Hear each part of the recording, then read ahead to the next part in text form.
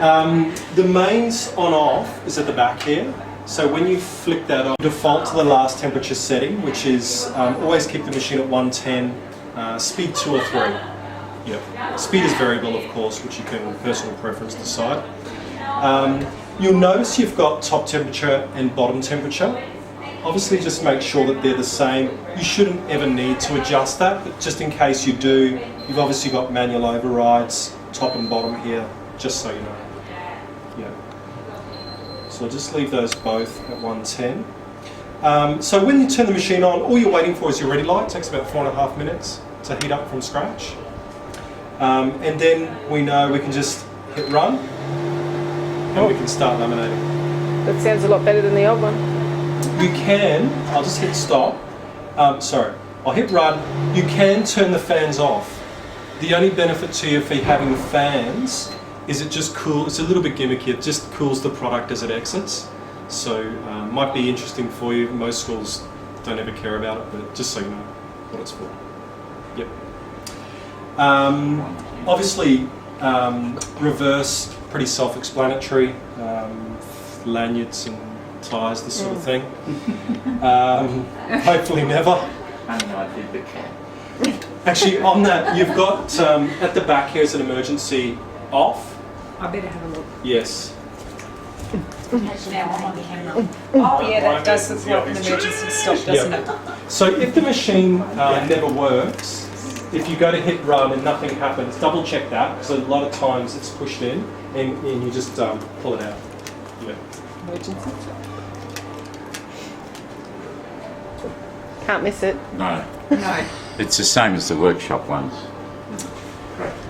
Great feature I like is this standby. So if you hit that, it takes the machine to 80 degrees, which is safe standby to have the machine on all day. Oh, okay. Then when you're ready to come back and laminate, just hit standby, it'll be on within a minute and a half. Okay. But if you leave it on standby at 80 degrees, see how it says auto off? So the machine will turn itself off after 2 hours of inactivity.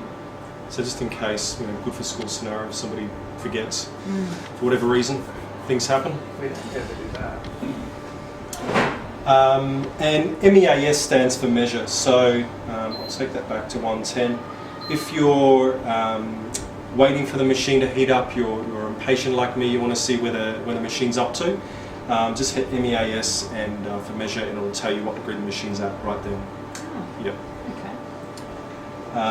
Memory, so you've got 9 job memories as well, which you can see in this little box here on the right hand side. You've just got it on job 1. You would never need to use the other 8, but just so you know what they're for, if you ever do.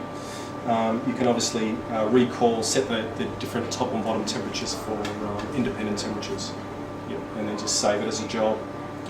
But from scratch, as far as we're concerned, mains on off at the back, wait for your ready light, it'll default to 110, and then we're ready to go. And the speed was 3. Yeah, speed 2 or 3. 2 or 3. And it's going to be set at that. Yes. It'll default. Yes. Yep, default to 3. Set to manually. Yeah, with that one there, speed. yes. Yeah. It's kind of manually change. On the side here, you have this handle, which simply adjusts the depth between the 2 rollers. So you've obviously got pull rollers. When you're not using the machine, always have that handle up, which separates the rollers. And the reason being is it just prevents, if I leave that down, so all the way down to laminate, and then all the way up when you're not, and the only reason I have it up is so I don't get a flat spot on my rollers long term. Yes. Yeah. So it just prolongs the life of the rollers. It's not, life or death kind of thing. You'd still get 7-10 years sort of thing out of the machine if you kept it down, but probably for the similar life from your last machine. Yep. And what would you use in between? For board mounting. So you can theoretically do board mounting onto things like core flute and foam core board with this machine, which is another conversation and exercise. But technically you can do it. Yep. That's what those settings in between are for. Pretty easy. Yep. Remember on your existing machine on the left hand side there was 2 tension rods which adjusted the tension? Yep. The equivalent with this machine is on the right hand side here. You can either turn these clockwise or anti, which you shouldn't need to adjust again. So the idea is you just want the roll to be able to rock backwards and forward, firm but not tight.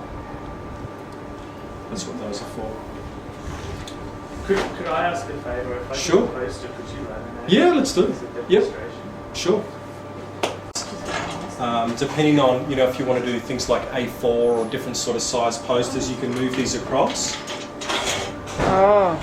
So I never use the other ones again. And how does it separate how the laminate so it doesn't lose the whole width of the sheet? It does. Oh, so Yes. you can have Still waste. Correct. Yes. That just is like a guide. If you were doing like 10 that were this size and 10 Yes. that are that size, you can just keep going. Yes. That's good. Other feature you've got is what's called inline slitters. So if you can, I know it's difficult to see, but through the roll of the film here, see these three metal pieces here? They're like Stanley knives, which are inaccessible to you and I.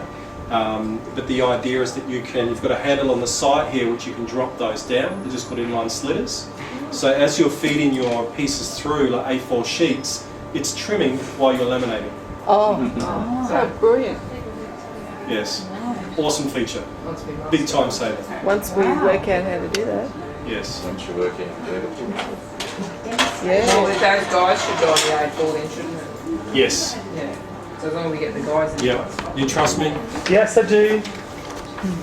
Not your Yeah, favourite sure. poster. Not your favourite poster, I hope. No. As you can see with, even on speed 3, it's pretty fast. I'm just going to bring that back down to 2. Yeah, I think And of course, see how that films, it's taut as it's passing over the heat shoe, so there's no wrinkles. Fingers crossed, and you can see results perfect. Hopefully I do a good job.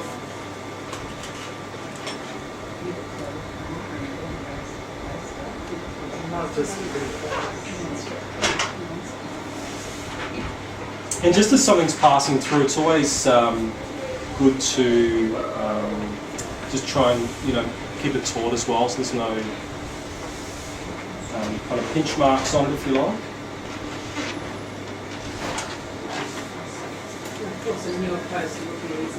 Yes. Yes. Well, we're testing it, aren't Yes. Yeah, we are testing. It's not like we're testing you Yes, you it will do everything. anything. Exactly. Yeah.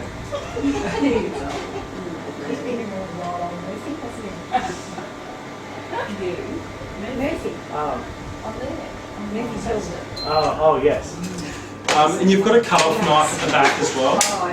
Oh, So you just roll that along at Yep. the back. there's no scissors. I think you've just one half, so And we it's can move it out from under the shelf.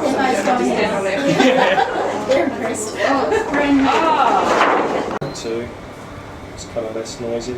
So what do the fans do exactly? They just cool the Cool final product as it finishes. Okay. It's a little bit gimmicky, but So what you're saying is it probably doesn't cool the finishing product too well. What am I doing? I'm going close and I don't. so What, how when with the big